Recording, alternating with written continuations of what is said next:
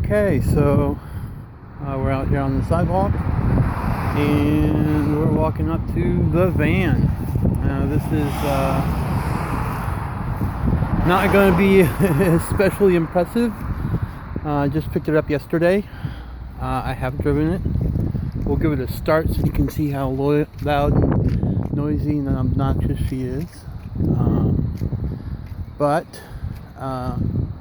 some of the problems we've got right here, definitely some cancer going on here that's pretty bad. There is some work that needs to be done throughout the entirety of the vehicle, but in some places like here, okay, you can see that the rust is coming through, but the metal is pretty tough. And then up here on the rain gutters again, there is rust coming through, but this is one of the only places that's weak and will have to be restored. Bull bar trailer hitch. Not that it's going to do me much good. It's not a very powerful vehicle, but it is there in case it's ever needed. Whoa, sorry, there's a hole in the ground right there. This Vapor Trail music, I guess, was the last guy who owned it. The back door needs some work, so can't open it, but we can open this side door here.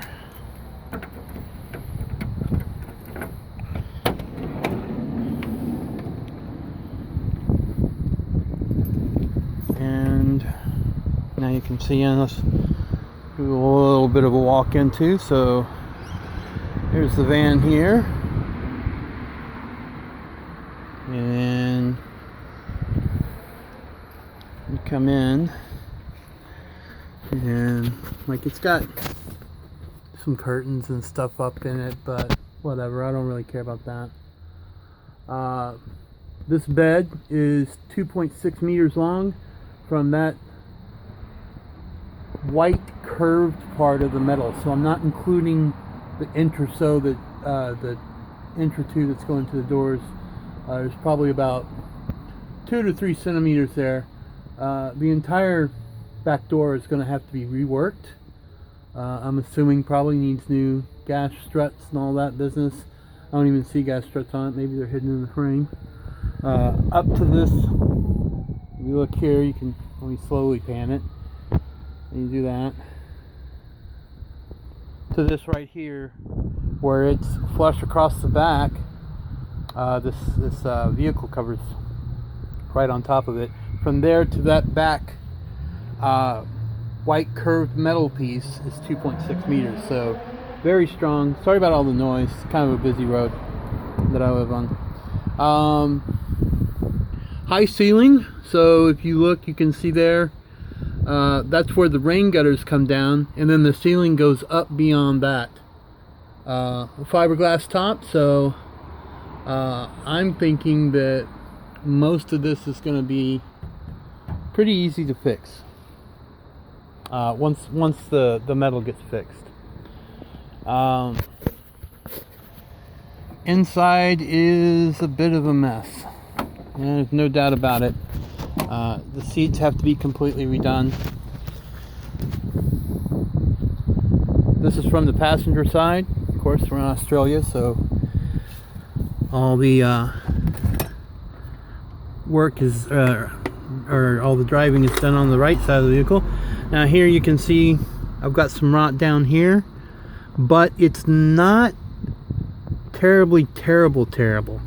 It's mostly just this area right here where there has been leakage coming in. You can see it starts right there and comes down there, and then it's been pooling in there. But other than that, not too bad. Funny, the glove box works and has a pair of old sunglasses. So let's go over to the other side and we'll give her a start.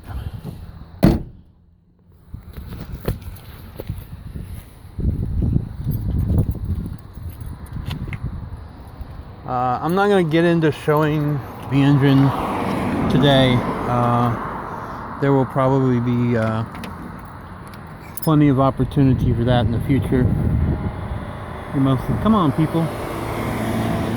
Fucking driving slower than this thing does. Okay, so fuse box right down there on the bottom. That is some sort of filling cap. I'm not quite sure what. I have ordered an owner's manual for the thing, so I can see what's going on. Yeah, even the shift pattern has worn off the knob, so it's kind of funny. So when you do your startup, you'll see that a glow plug comes on. That's the top left one. Then it'll go out, and then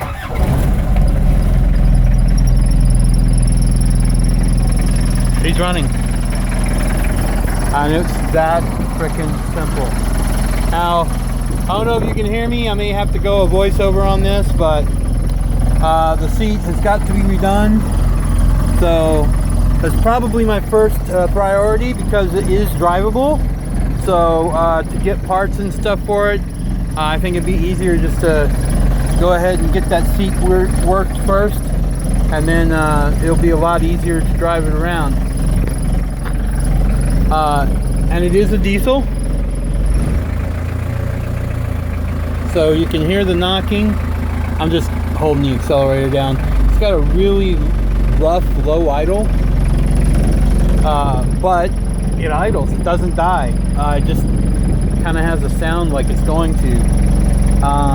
Still a lot to learn about the car, still a lot to learn about what I'm going to be doing with it, but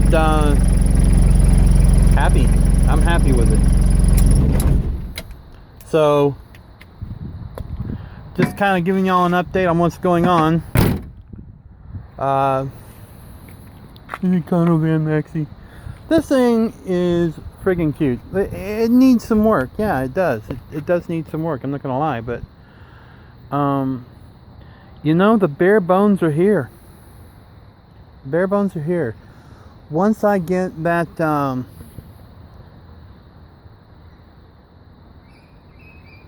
once I get these rust spots sorted, and I get the seals sorted,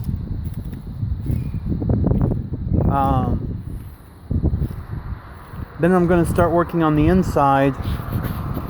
Of course, the major project right now is the passenger side floor, but after that I'll be tearing this floor out, tearing all this plastic out, possibly keeping the trim, but man, it looks rough. Some of it's metal though. I'll keep the metal parts. I can bang them back into some sort of shape. So, but all this stuff like this is terrible.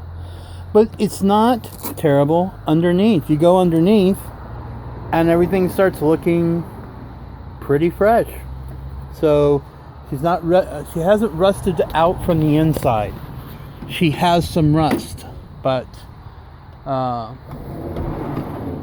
given time, I think we're going to do all right. Now, here's what's happened with my trip to the States. I had fully intended on going back to America to go live and do the van life there. But I bought my ticket through the Philippine airport, Philippine Airways, and this is no reflection on them. They had no control over this either. Not as a company, but